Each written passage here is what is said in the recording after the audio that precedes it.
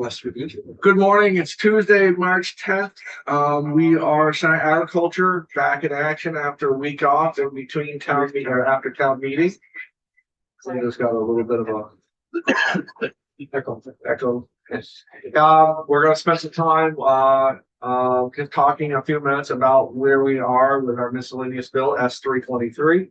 Then we're going to pivot to talking to some farmers who've been harmed with current use, some current use stuff. I don't want to steal their thunder, but in discussions with Vice Chair, first of all, I want to go around the room as customary and introduce who we are. Yeah, Brian Collmore, represent the Rutland District.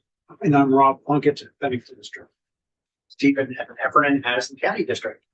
Joe Major, Windsor District. Senator Russ Ingles, Northeast Kingdom. Linda Lehman, Committee Assistant. Okay, so just as you guys, as the committee knows, we have a very expansive miscellaneous bill. I think we're actually in pretty good shape, but you know the pressure is nonetheless there. We're still getting a lot of advocacy throughout the whole bill. I think that we have to be real as far as what we think we can get done. The crown jewel of that bill is to protect farmers against municipal zoning. I think we're in a really good spot with that. For those folks that haven't followed us all along, the Supreme Court made a decision that brought municipal zoning back into regulating farming. It was a long-standing tradition or thought that that just wasn't the case. The Supreme Court, and what I think was their wisdom, basically said, hey, listen, if you think that you're exempt from municipal zoning, then you need to say that. And I think that we've got to that point. I want to also call out Vermont City Leagues and Towns. We've worked closely with them along with the Agency of Agriculture, Food and Markets. And I think that we're all in agreement. And I also want to bring in that the advocacy groups, the Rural Vermont, the NOVAs, all the farm groups, Farm Bureau. I think that they worked really close and all brought very important issues and sentiments into this bill. I think we're going to be in a pretty good place. We got some hemp. Anybody, how does anybody feel about that? Everybody feel we're in a pretty good place with 1 through 3? I think the next bill is going to be we're working to bring more farmers into hemp growing with some protections. A lot of people that are in the hemp business after the federal government's kind of started to step away from regulating hemp. We have a lot of people that are in the hemp business with products that are demanding, which is very rare, demanding that we get regulation for them. And the reason why they're doing that isn't because they're self-abusers, but the fact is that they are being asked for by national markets to say, hey, where are you guys? Where are you at? And we need to make sure that if we partner with you, that you know we're all kept safe. And I think we've got we've got a lot of input from a lot of different people, and I think we're going to get a pretty good bill out that is going to still allow for conversations after. This committee's been very clear about where we stand with hemp or even marijuana. And that is that we want to make it so that if our farmers want to grow that, if they want to put their hands in the soil and they want to grow those products, that there's no difference why that's growing in the field than there is to growing carrots, that we want them to be able to grow it, deduct all expenses, all of that. We do realize that once that product crops the road, that then it gets into a different entity and they're going to be under different, which basically is going to be the Cannabis Control Board. But again, we've worked really close with the Cannabis Control Board. We're not being adversarial in any way. And again, there's still a lot of opinions coming in about a lot of different stuff. But what we pass will not stop the conversations from going forward. And again, we've been very clear about we're not we do not have a problem as far as just being with the farmers and letting the Cannabis Control Board do with what they do, but that if we ever feel that farmers are being disadvantaged in any way, we have the ability to write bills and to make sure that these farmers are protected and everywhere they need to be. We have a solar sighting that we're going to take some more, maybe possibly some more testimony tomorrow, but we're certainly going to see where we are, where we're going to be headed with the solar sighting. We're getting a lot of pushback, feedback. I really, if I was to bet anything about where we're going to be with that bill, I still do not know, and I don't know if the committee knows, but we'll figure that out in this coming week about where we're going to be. For the people that haven't been watching what we're doing, we're very concerned about the solar companies citing solar products in prime ag land. And we've had a lot of testimony on that. We are not anything against green energy at all. In fact, support it 100%. Everything has a place.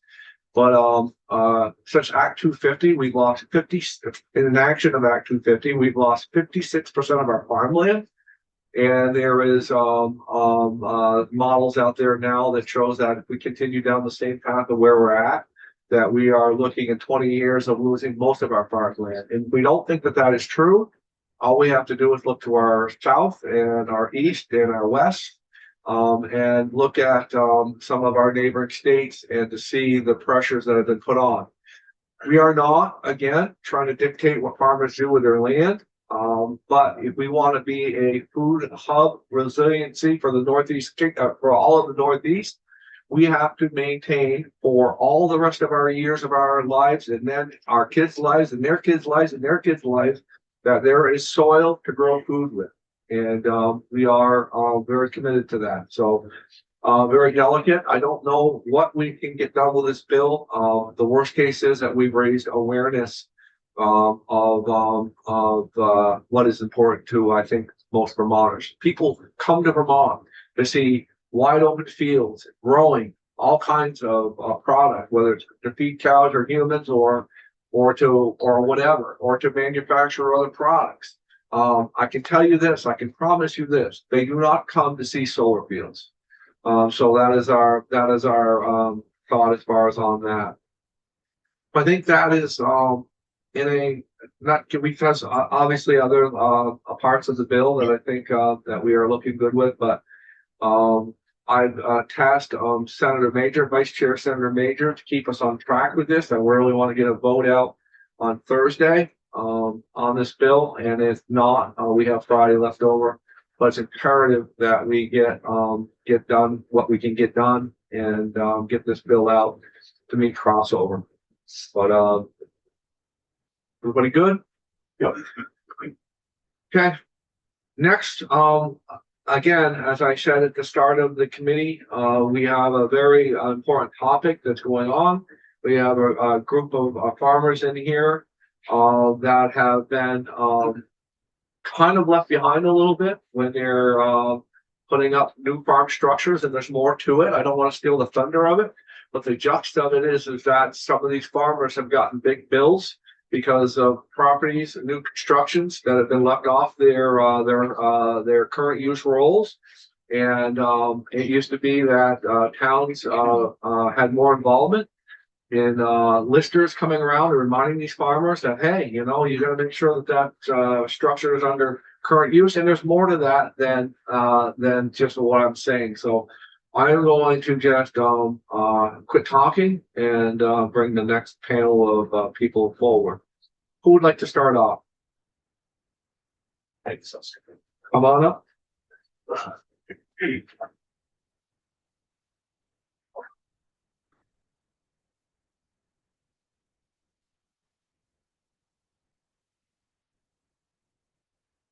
So I want to start by thanking Senator Ingles and the rest of the committee for inviting me here today to testify.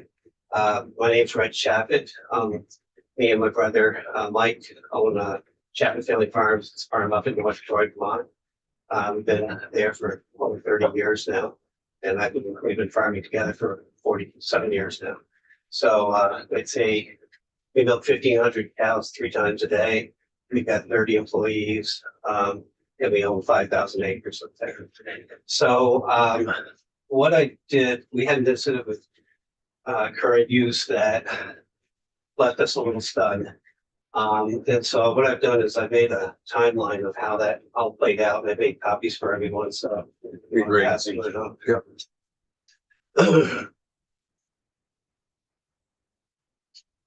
And Linda, we have right though, right? Yes. Okay, good.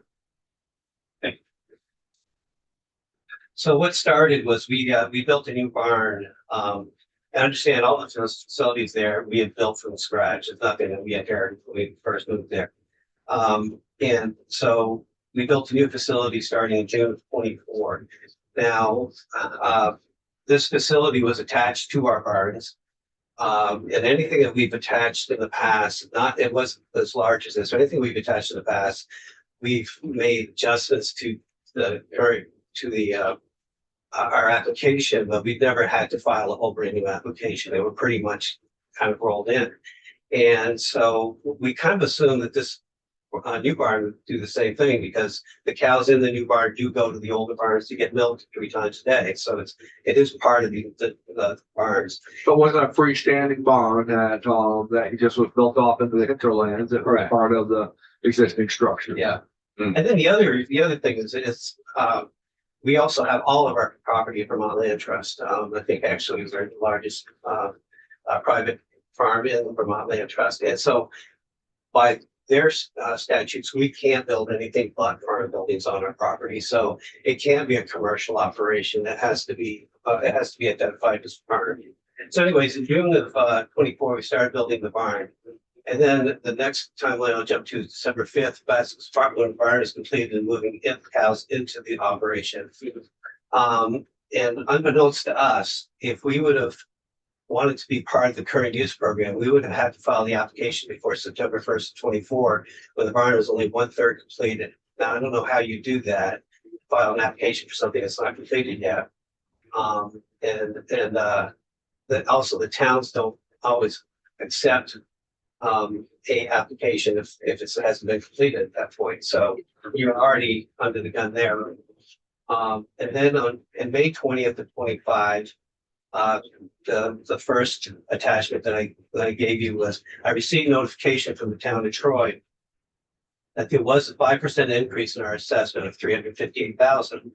And it didn't set up any alarm bells or anything, because it was 5% increase. So I figured it's inflationary, something. So I didn't get, and it didn't indicate in any way that the barn had somehow been thrown into that. And I believe the tax, because we also get rid of our listers, which was a big mistake, and we got outside assessors now from it, so they're not town connected in that way. So anyways, when they did that assessment, I'm not sure when that took place. And so nothing popped up in May 20th that alerted me that we've got a tax issue here. And then September 1st rolled around again. Now we missed a second deadline, unbeknownst to us. Then on September 5th is when we got our tax bill. And again, when we used to have listers in town, we used to get those tax bills in July. So we would have been notified before the second deadline went by, if we still would have had our listers. But with these new assessors, and now it takes longer for them to get things to the town and get them to us. So when I got it now, if you look at the next attachments I have, the tax bill went from 10,997 in 24 to 42,000 in 25. So a $31,000 increase. And obviously now I know we got an issue. I thought it was a clerical mistake or something. And so I reached out to them, and then that's when they explained to me that the barn had been assessed and it was now on the rolls. So I asked to talk to Matt, and I will try to butcher his last name, Krasinski, who is now the assessor. And he did reach out to me, and we had to sit down and talk. And I explained, why when you came to appraise the barn, why didn't you say anything to me? And he goes, well, by law, we don't have to. It's up to you to remember all these things about current use. And I'm like, I can't remember all of them. And that's, I have to admit, that's one thing about current use is I feel like the way the program is set up, and I'm not in any way blaming the people who run it. They're given the things that they're given to work with. It's the way the program has been set up. It's like there's a ton of tripwires out there waiting for you to trip over them. And this is one of those. Somehow we were supposed to know that because of the barn was, I guess, newer, bigger, we had to do a whole new application. We thought it would just be part of the old application, kind of rolled into it. So anyways, I said, I agree with you, Matt. By law, you probably didn't have to let me know that, but it would have been nice for, as a neighborly gesture, stop by the front of the office as you're leaving after assessing the barn and say, hey, by the way, you've got to get that thing, fill an application out for it, or mention it to the town clerk. And she would have sent it to me because I know her real well. And I said, just something like that. And he goes, well, you know what, Rich, I agree with you. I should have done, we should have done that. But, I guess we kind of slipped up on that one. I said, well, your slip up cost us $31,000. If there would have been some way we've got some notification that because it's a new barn, a bigger barn, you need to redo an application, we would have done it. But, we didn't have that opportunity. And, Sure. And I'm so really because of clerical error. It cost you 30. I'm a clerical on our part. Right. Right. But if you'd have done that you would not have had to pay the 30. Correct. We would have, I think what would have, okay, so Alan Thompson sits behind me here, actually runs our current use program. And we're in agreement that probably what would have happened is if we have known that we had to file an application for this structure, we would have filed it with the town. They probably would have put it on the wall and just left it there until the barn was completed. Then they would have filled it through. And so likely we would not have had to pay the $31,000. But what really stinks is right now, because we missed that second deadline, we're on the hook for another $31,000 this coming year.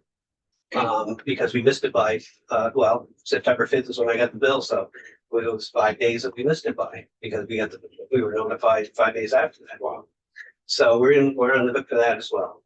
I did file an appeal with the current use program and it was rejected. So we ended up paying the $31,000. Why did they reject you? They just said that, hey, you didn't file. Ignorance is not an excuse. Exactly. Basically, yes. It was up to you to know that. Like on a dairy farm, because we haul our own milk. So I said on this dairy farm, I could probably count 15 to 17 agencies I have to deal with, DOT and USDA and on and on and on and on. And I do not know every single bit that, I'm the only person that does all the administrative work on this farm. I cannot know all this stuff. And so one reason we hired, Alan as to take over something. But anyways, that was the reason for doing that.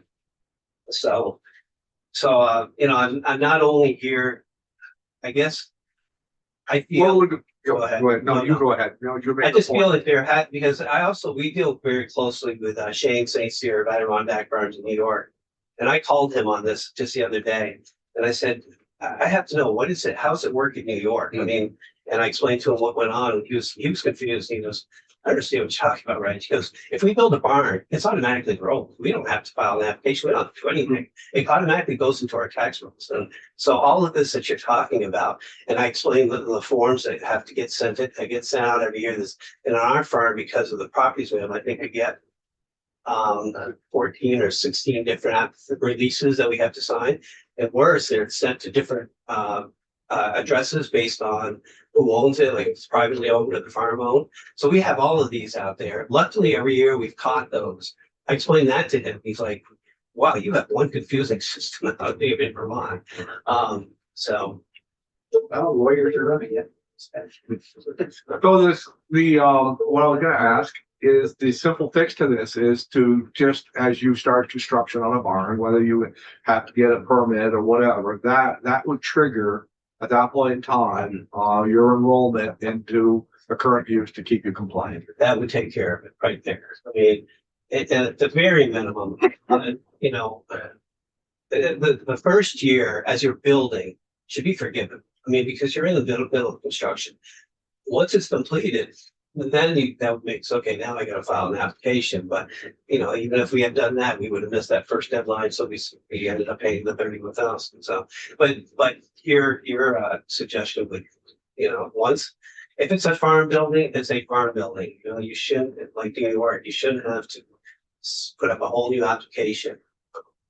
Because like this year, we're actually building onto one of the other barns, we're gonna double the size of it. In the past, we've done that in the past, and it's never triggered anything. We're not taking any risk this year. We're gonna file it before September 1st, even though we feel like it's never been a problem in the past, but, so, You think of 31,000 reasons why you're filing it now? yeah. Yes. Thank you, Mr. Chair. So, Reg, did you have to do anything with Act 250? No, That's an important question, because that would have probably at least triggered something for you to say, uh-oh, maybe something else might be happening here. you know, I agree. There was nothing there. And much like if you put a new bedroom on your house, or you put you expanded the attic or whatever, you expect that the value of that property will increase by some number. Right. If it's appraised. I mean, that's the way things go, and then your tax bill would be similarly affected. Is any of the 31 penalty stuff, or is it just that's the new tax on it? That's the new tax on it. Yeah. Wow. And if you would have got it under, just for our education, Reg, if you would have got it under the way it's supposed to work, what do you think your tax would have been? So right now, we pay, this raised our tax bill from, I want to say right around $87,000 to $114,000. Do the math, but it's 31,000 more, but I think it's about $114,000. If you would have got it under in the right way, what It would would have that? been around 87. 87, okay, Yeah. okay, Yeah. sounds good. Reg, just, again, education for us. We had said that, okay, well, if you start construction, then you'd automatically be rolled into the program automatically. Is there another trigger in there as well, in case you missed the first one? Is there another trigger that would be valuable to have? I'm gonna let Alan speak to Okay. those, because I think he's better versed in that than I would be. Yeah. So Reg, on land trust, how often are they in contact with you? Or is it you have to contact? You have to contact them. And how many people up in your area work for the land trust? Nobody in our area. Nobody. Everybody's in Montpelier that we deal with, yeah, It's from Montpelier? correct. Okay, so they don't have somebody for your county that kind of keeps an eye on what's going on in that? No. Because it's like, that's a big barn, Right, you know? There should be, I almost think it's on land trust as well, to check in with their members once, especially big farms. right. What's going on? What are you? Yeah, what's going on? What's happening here? Yeah, it's surprising that nobody knew about this barn being built till it was built. Yeah, what really shocked me was the assessment going up $358,000. Keep in mind that this was a $4 million barn. So you got to deal with it. It was, I think in our updated, balance sheet, we got $2 million. It was half the price of what we got.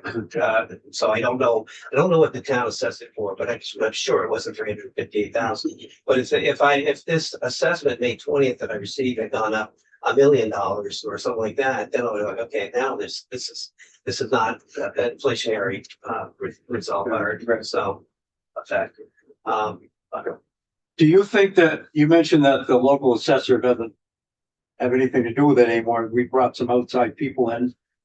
I have to think that that's part of the reason A big part. for your dilemma. Yeah, it definitely is. The town of Newport Center, which half our land is in, and the town of North Troy, both did that. This the same year, they brought in the same assessor. And again, nothing against them, but it definitely broke down the whole relationship that's had, that we had beforehand. So, yeah. Rich, is there anything else from at this moment that you'd like us to know? I think that's about it right now, Okay. but I'm just hoping. Probably enough. That's enough. Yeah. I'm hoping that there's some way also that we can address The September Yes, yeah, that coming September first, so I'm not saying to do the bill, this, something, so. Okay. Okay, Thank you. thank you. Thank you. Welcome, come on up. Thank you. My name is Alan Thompson from Waterbury, Vermont, primarily serves as a consulting forester, but other hats, certified wildlife biologist and board president of Vermont Woodlands Association of Woodland Landowner Advocacy Group. But as a private consulting forester, we're often taking the role of managing current use enrollments. I manage Chabot Farms enrollment along probably over 100 other farm enrollments dealing with mapping, building enrollments, forest planning, etc. We're in a unique position and probably one of the only positions to be preparing some of those documents. And we've just found consulting foresters and found a niche to be doing that. So we deal a lot as intermediaries between the tax department and landowners. So we see a lot of issues that come up, a lot of the buildings that come up, or building enrollments or farmland enrollment issues that the tax department asks or has. We're often the folks that answer some of the more detailed questions. I'm here to corroborate Reg's story and also suggest that it's not unique to Reg, that new buildings are built all the time and that there lacks a clear procedure from the tax department and how to do that.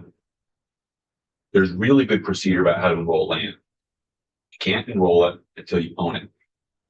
When does a new building become owned by the farm? When the first stick arrives, when the last stick gets hammered in, there's no real good procedure for that. So I'd like to reinforce the idea that a new procedure or a procedure would be beneficial to avoid this type of taxation. I think we followed any and all rules that we knew and were aware of. And had we been very proactive, we would have been taking advantage of the goodwill, even so with lack of procedure, taking advantage of goodwill of both the town and the tax department, assuming that goodwill existed. So, Alan, Yeah. did you start for them after this or during? Were you, I've probably got a 15-year tenure with the farm. okay, Yeah. okay. And I would have suggested that there wouldn't have been a need to enroll a new building until it shows up on the assessment. In the same way that applies to any acreage owned. You can't enroll something unless it's a tax entity. It's not the current user's role to define what's owned or what is being taxed. Current use is just if you own it and if it's taxed, we want to enroll it, have it be taxed with the use value. There's just a procedure mishmash there that doesn't exist.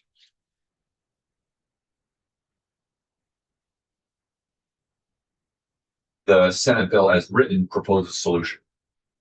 Enroll all new buildings, presuming they're under the agriculture use.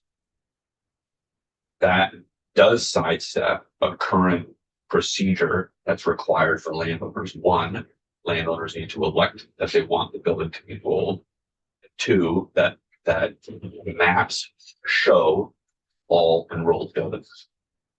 So there would have to be a procedural amendment to how buildings are enrolled right now in order for this bill to move forward.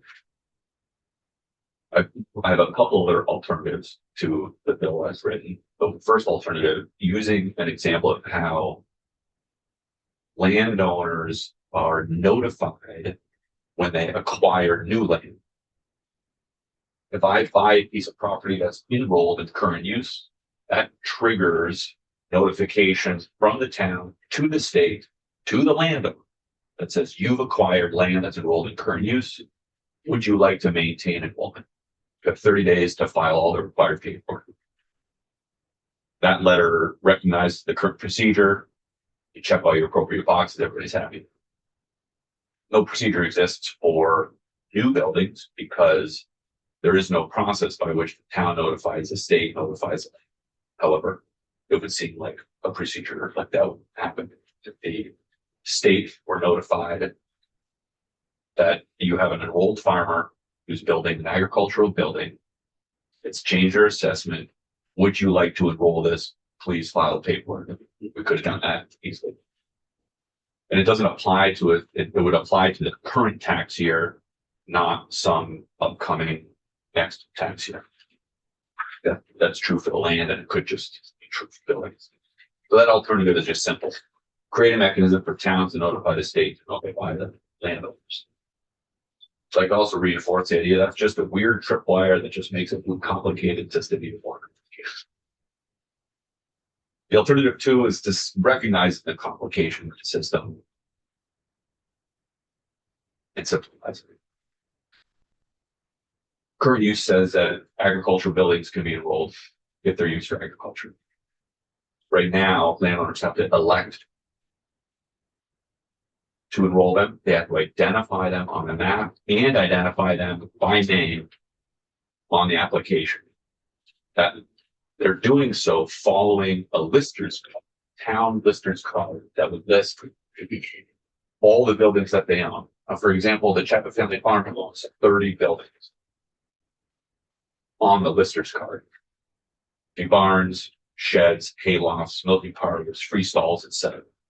Reg, where do these buildings exist? Well, I don't know. There's a few barns. There's definitely barns here, but in that barn that's where we have hayloft and the milking parlor. And he's got 3 barns that are together, but that's one barn.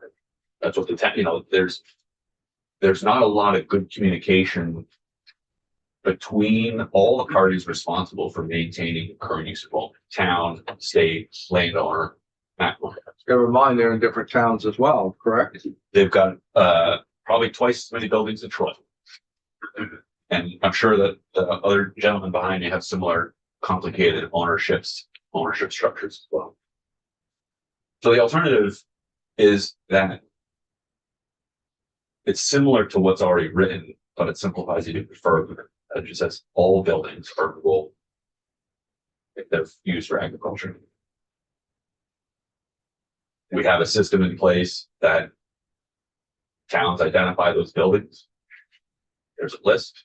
It's pretty darn easy to determine which buildings are used for agriculture, which buildings aren't.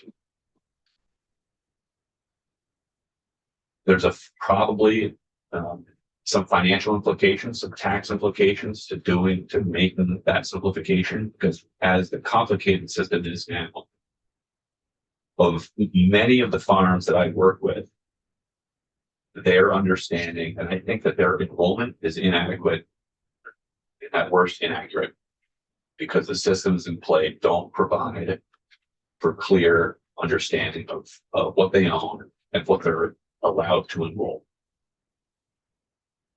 And so the proposal is lacking any good procedure about how to understand what they own, what you can enroll, and how to keep track of it all from a town's perspective, and how to speak that language.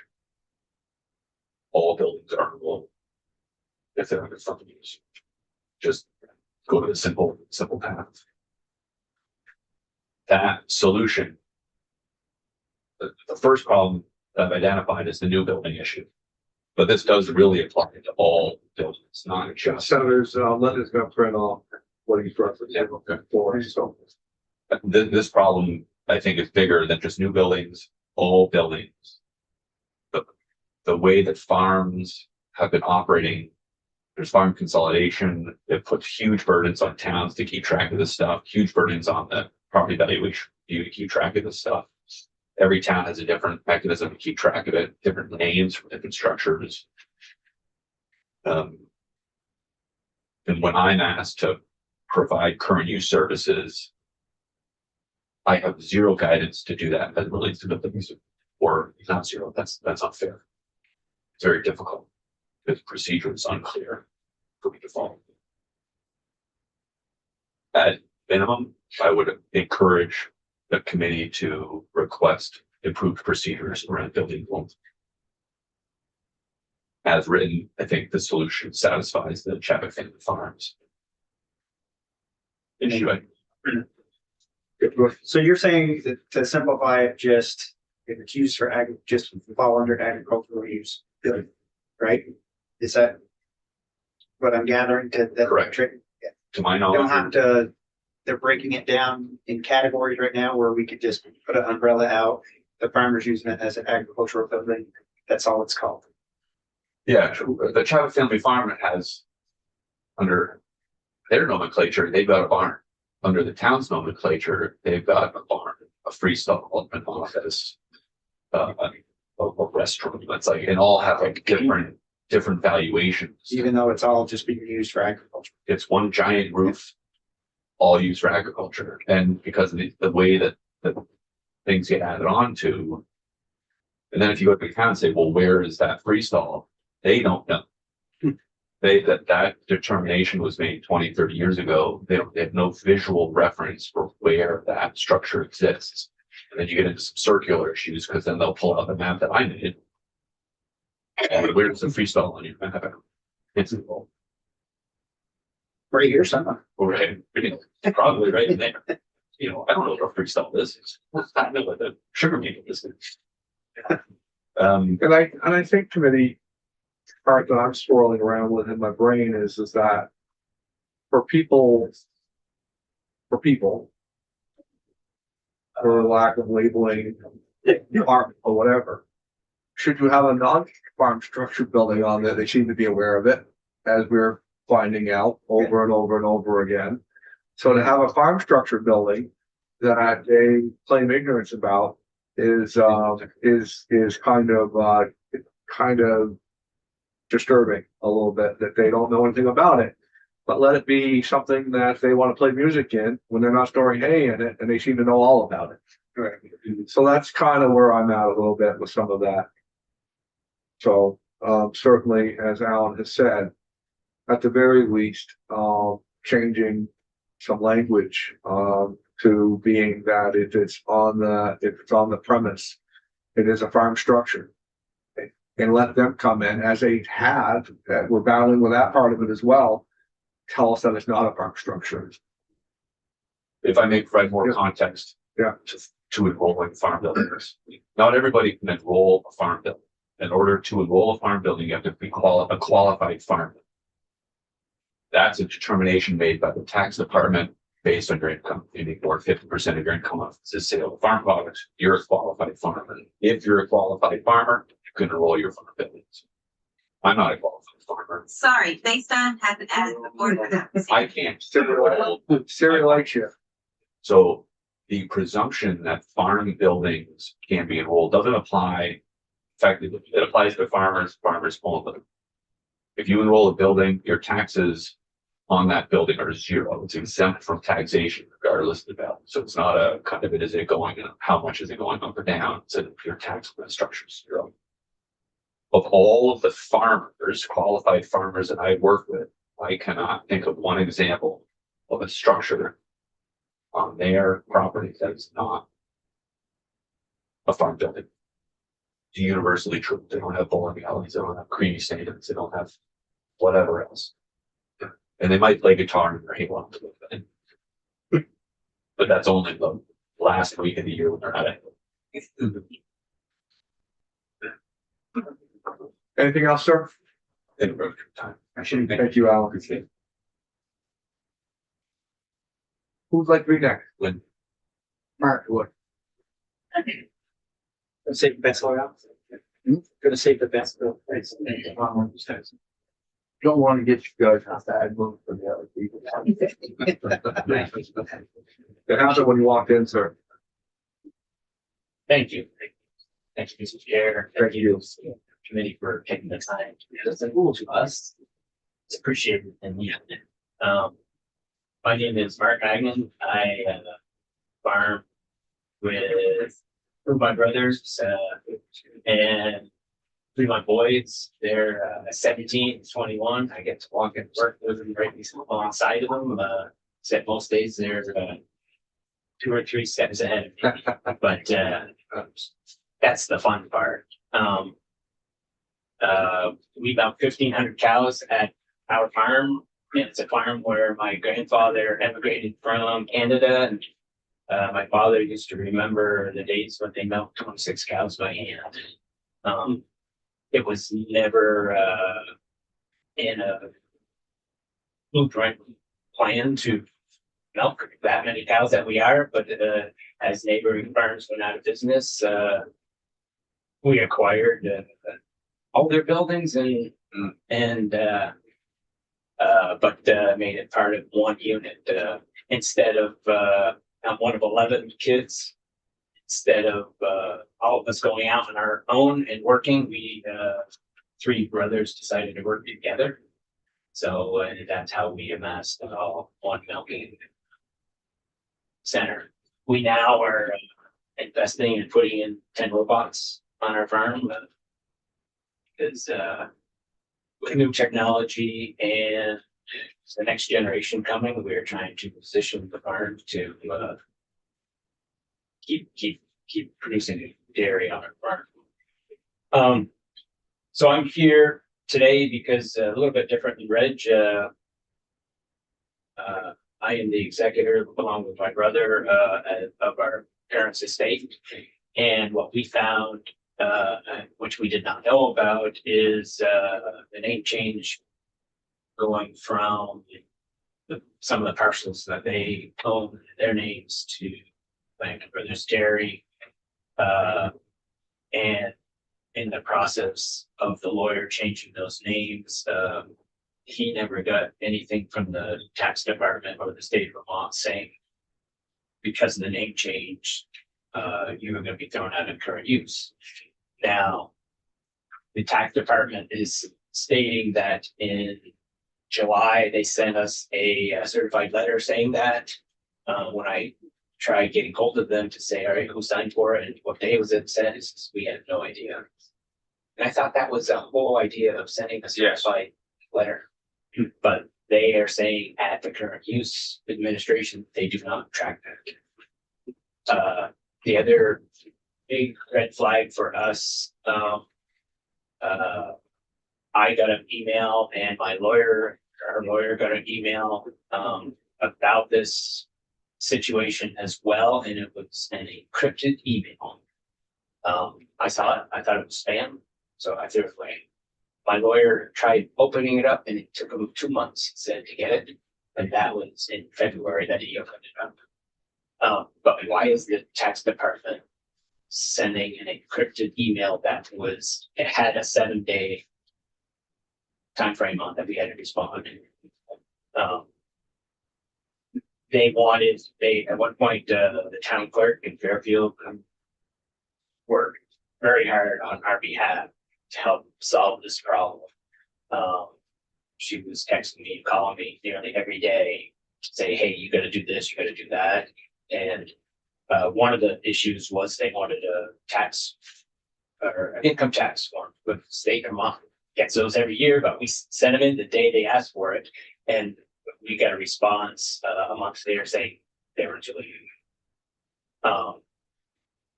So in talking to our town clerks, I asked, all right, we missed a deadline, all right, put it all on us. So how do we grieve this? And she said, there is no formal grievance form from the current use administration to grieve any of their decisions. And far be it for me, I was kind of appalled that Vermont is not a big state. I never thought we were that far from the people that govern us. Why can't we talk to someone and say, all right, we made a mistake. We need to fix this. Who do we work with? How do we solve this? So I called, after knowing there's no grievance form, I called a number that our forester, who does all of our work with, fills out all the forms, just as Reg works with his forester, and Addison, who called down to the State Department many times. Could not get hold of anyone to return the calls, and I couldn't either. Matter of fact, just as proof, I called 3 times, and the third time I took a screenshot of my phone, and it's on hold for 2 hours and 10 minutes with no one that will answer it, and no way to leave an voicemail for somebody to call you back. So that's why I really ask you, how do you solve problems like this once you know you have a problem, when you can't even get anyone to call you back? And that's where I really question, do we really have that big of government that that taxpayer has an issue that we can't solve this? So I think the key word here, what Reg used it, is they're out to trip you, but yet they don't want to solve the problem. And in our case, because we missed the deadline, which I didn't even know we missed it on behalf, because, you know, when you hire a lawyer, you think the lawyer's going to take care of it for you. Well, it cost us $45,000 because they took all of the buildings out of current use. We're back in now, and I was working on this issue over a year with the tax department, and so now the town this November was looking for their money. And I said, well, we're still trying to solve this problem because I have to go back from them. They said, well, if you don't, you're going to be delinquent on that $45,000 tax bill. So you either pay it, or and I got to tell you, when it's it's $15 an hour, it's kind of hard to come up with that kind of money. So I don't think, I might disagree a little bit with what Reg said. I don't think our employees are working that hard on our behalf, because you certainly can answer your phone or return a phone call. Not once did they ever. And our county forester did talk to this gentleman that I was trying to get hold of, and his simple answer to her was, I didn't think it was a big deal. I didn't call. And that is a stated employee that answered Allison that way. So in essence, I'm not here. I know you as a committee cannot write rules to solve every issue on the books, but I will say this much. I believe our tax department, and I believe the current use administration certainly ought to be able to answer the phone if constituents have questions for me and how to solve a problem. And why don't they have a grievance program or a formal form that you could follow? As you could hear, I'm not the only one that has run into issues with their governance. Had a friend that had the same thing.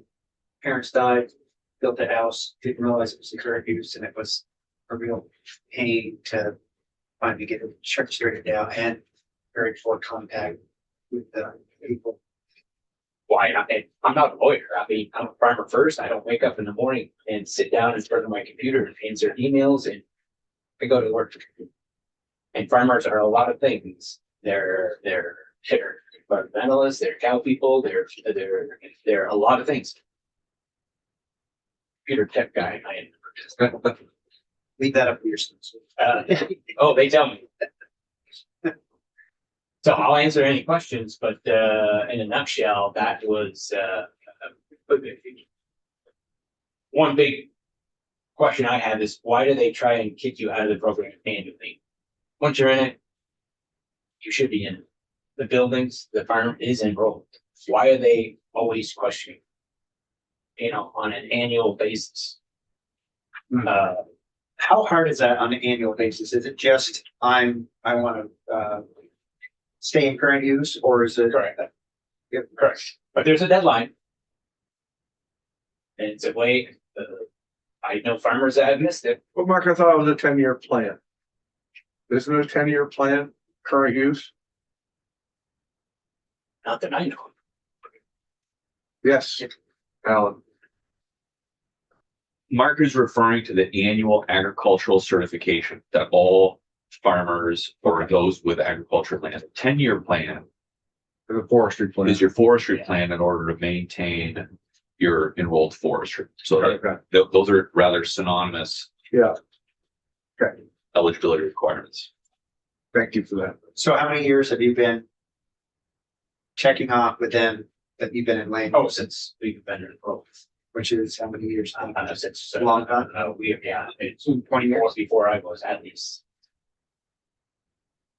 And don't get me wrong, I we need a program like current use because Yeah, definitely. the name says it all, that you're just being taxed the way you are currently using. Right. Fair and equitable. But I don't feel people on the tax department are working hard enough for us. Quite frankly. Are you whole now with everything? Are you whole? I mean, you're back where you wanted to be as far as. Well, I didn't want to write it. I didn't want to write a check for 45,000. No, I get Because we that. missed the deadline. No, I get And that why, wholeheartedly. why are they sending an encrypted email? Right. Send an email. Right. What, when you ask somebody, why did you send that? There's no answer. Did the encrypted email have any sensitive information on it? Not that I know of, no. That's the only reason I would suspect you. But it came from the tax department to us. I mean, it's nothing that. I mean, they're emailing me this information. So why would they make it hard to see? Or at least send an email first saying we want to send you sensitive information. When did you get that? The only reason I ask is that I work for the state, it was on the state system. It was automatically encrypting my emails I was sending out. They had to change it at some point. I can look and I can. It was recent, not that No. I'm excusing any of this, but Now, it would have been, Thank you. in the fall. oh yeah, then that was what here it comes. Oh, yeah. Any more questions for Mark? No, thank you for your time. Thank you, thank you. Mark, thank you very much. On the last man standing. You are right now. Thank you for the privilege of coming down and sitting in the nice chairs. I'm Richard Nelson. I'm a dairy farmer today. I apologize. I did not bring a box of Dunkin' Munchkins. When I got into the building, I said, oh boy, so They don't get looking like this, eating a lot of those, I can tell you that. they will be forthcoming. Current use. Senator Major, you said to me, beginning of the session, you're real concerned for our state's dairy farmers. Yes. And I am too. We're at $15 milk. Our fertilizer just enjoyed a 40% rate hike. Right when we're getting ready to get busy, our diesel fuel just went up over $1 a gallon. We're in a bad spot, real bad spot. And you know, in the state of Maine, they get $2 a hundredweight added onto their milk check. Maine milk check, $2 a hundred. New York, they get a 25%. Now it's a 25% investment credit. That barn that Reg built for $4 million, he would have got back $1 million from the state of New York if he built it over there. He could have used that to go buy cows or heifers, springing heifers, which are going for $4,000 a piece because the state of New York will give him 25% back. Till it costs him $3,000. Can I add, thank you for this, because I have some, because you sparked questions. On that money that is given back to both Maine and New York, are there stipulations that you have to invest back into the business, or is it, Yeah. can you use, okay, all right. Well, the main milk check, I don't believe so, but the investment credit that they get in New York and in Connecticut at 20%. Massachusetts gets $4 a hundred addition to their milk check. All right. In Vermont, we get 3 pats in the back and an attaboy. Thank you for making our state beautiful. The best thing that we could do without costing us money in Montpelier is to get out of the way, farmers. Streamline this current use process. So when we enroll it in current use, it's in current use. Don't have to check the boxes every year. They've gone back and forth both ways on it. I think if you ask over there at the tax department, how would you not like to have to go through all those papers every year to see if the farmers checked all the boxes? Probably could save a couple employees or repurpose them somewhere else.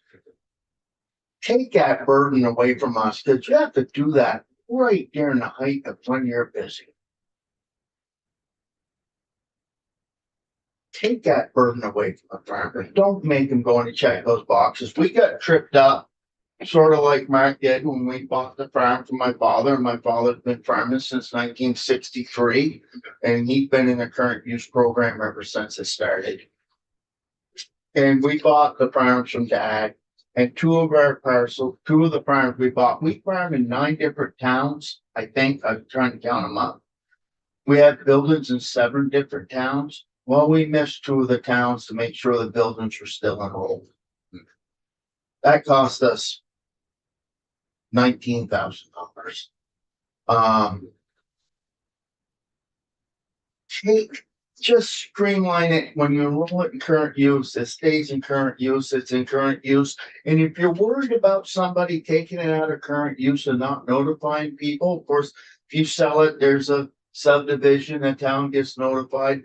There's tools to find out when it's transferred. But if you're worried about that, instead of having a 10% withdrawal fee, I won't call it a penalty, we'll call it a fee. Because you could take it out of current use today and you can wait 20 years paying regular taxes on it. And then when you develop it, then your tax at the assessed value of the day you take it out, hopefully it goes up in value. So, but what the fee at, if you don't notify, then make the penalty if you don't notify 100% of the fee or 200% of the fee. Make it 20% or 30%. I mean, we want people to do what they're supposed to do, but just make it less burdensome so that the farmers can go out and do what they do best, and that's farming. That's farming. That's made food, grow food. Y'all have any questions for me? I'll field them at this time. Right, so I understand that any one of your farmers that can answer this or even Alan.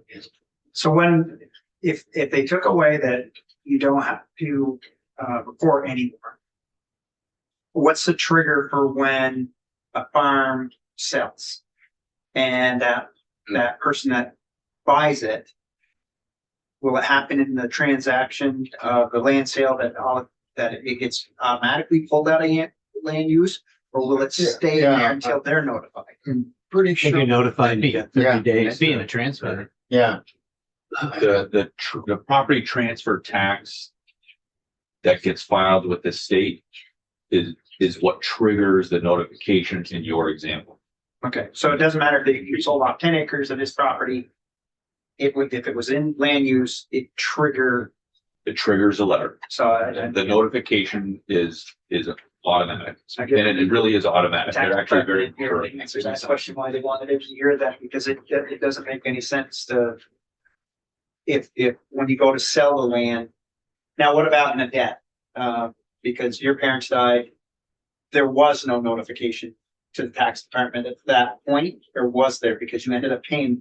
Obviously, they knew about it, but you didn't, right? Right. So, well, they had a name change. So there you go. So that's like you said, that's a no-brainer. So it's the same thing. Any example of a name change, any beneficiaries take control, all that's pretty much the same thing. It triggers a transfer tax return, which triggers the notification, which triggers the question that the representative is suggesting is there's already mechanisms in play to retain your use of that current use wants you to do. And how many years do you said your dad? When you remember when it first started? whenever current use first started. And then when Governor Douglas was governor, they changed it so that all agricultural buildings were zero. And so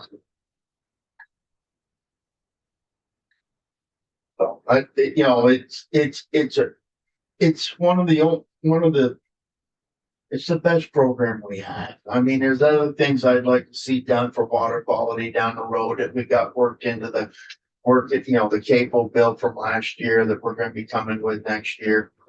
But this is this is a big one. This trips up farmers, and, you know, if we get this done, then we could work on the homestead declaration thing, so MA doesn't have to tell everybody that she lives in the house she's lived in for 60 years is still her primary residence. Right. That's kind of a piggy too, but, and that trips up people all the time.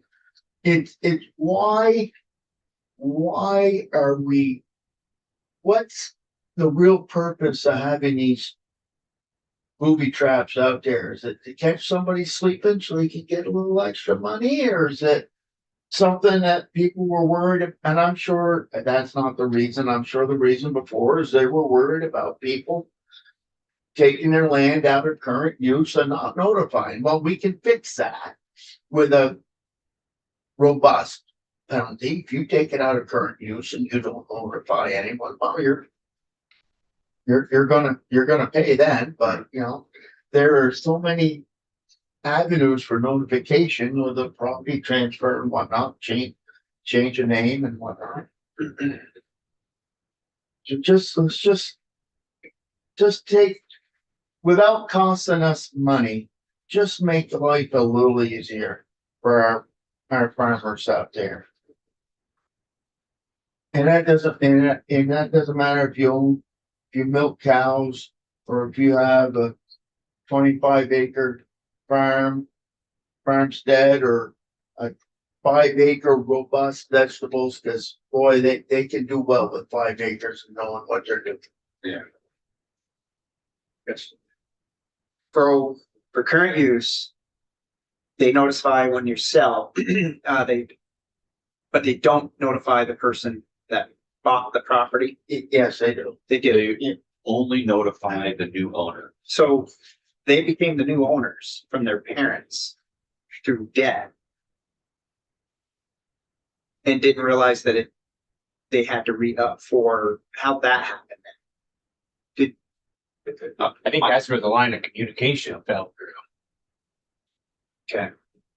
My guess is that when the deed was changed, a transfer tax return was followed, some address was listed on the transfer tax return, that address was used to send a certified mail, and it just didn't get to where it was gonna go, where it needed to go. And in what's interesting about the notification that gets sent is inaction results in you getting kicked out of the program. So you get your letter, you do nothing, you're out.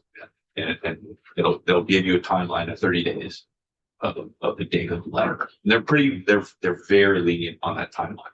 Okay. I've never seen that 30-day window really be imposed, but it says do something or you're in. And if you don't do anything, you're out. And they didn't do anything by the timeline imposed. And they did not know who signed for the registered mail. Yep. It's and it would be nice if there was a way to green these things. Anywhere else, and in the Shapa Family Farms case, no, they didn't have to go through Act 250 to build their barn, but they went through a rigorous process with the Agency of Agriculture to build their farm. And not only are they in current use, they sold their development rights on their farm. How could that be not called agriculture if they sold their development rights? Holy cow, they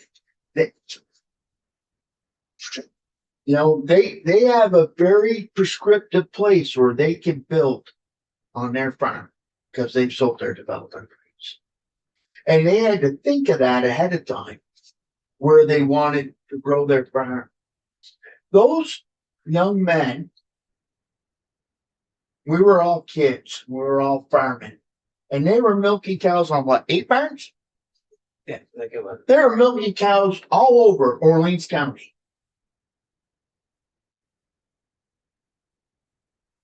They didn't weigh 125 pounds apiece because they were working so damn hard.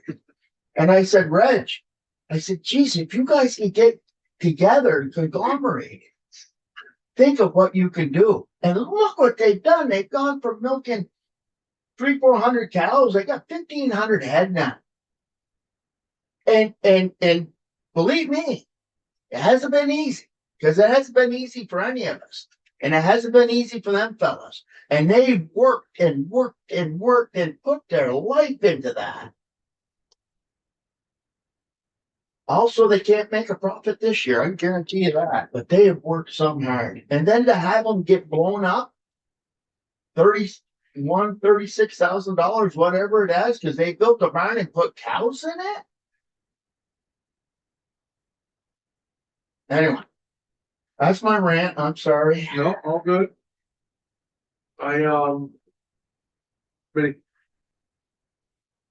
I think that if we wanted to go ahead and take testimony on this, we couldn't have done a better job. So however that happened, I appreciate it very much. All of you had very important things to offer. It wasn't the same story over and over and over again. It was very covered as far as where it is. This is a big topic. I'd love to say that we could make 45,000 whole, 31,000 whole, and 19,000 whole, but that isn't a true story. But I can promise you this: we are hitting crossover. There's probably nothing that we're going to be able to hit before crossover, but we do have another miscellaneous bill that's going to come back our way. That's all the subjects that we have are germane. We will be working on this for the rest of the year. And I know you guys would be more than willing to come back and talk with us again should we need to get some clarification. We got a lot of work to do. We have tax people, we have agency of ag people, we have A&R people, we have a lot of people. We have land use people, we have land trust people. We have a lot of people to get in here and figure out how we can solve this, but I think just by looking around the room at the committee and where we're at, we're interested in taking this on. So I think we'll be moving forward with this, and stay tuned. I wish I could give you more hope. I am very interested in this September 1st thing where to keep you from another 31,000. So that thought isn't going away. Yeah. So We appreciate everything you guys are doing too. So at least someone's, we appreciate that there are people here that actually care what's going on with the farmers. we do care of that. I'm gonna tell you, we fight for farmers in the state of Vermont, and we do, and I think we're very effective. And it's nice to hear that, Reg. We've heard it everywhere we go for all corners of the state that we've done. And one of the first discussion that we had in this committee, and we all agreed to it, and we've all stuck with it, is that we have allowed no politics in this room. We had said right from the beginning that we are going to do what's right for the Vermont farmer. And my God, this committee has worked really hard and make me proud every day. And we hear it from all corners of the state. That's where it is, and we're not much BS. We figure there's plenty of that left in this building for others to take on, but we do stick by our farmers. And as I said, let us go through our process and we'll see where we end up.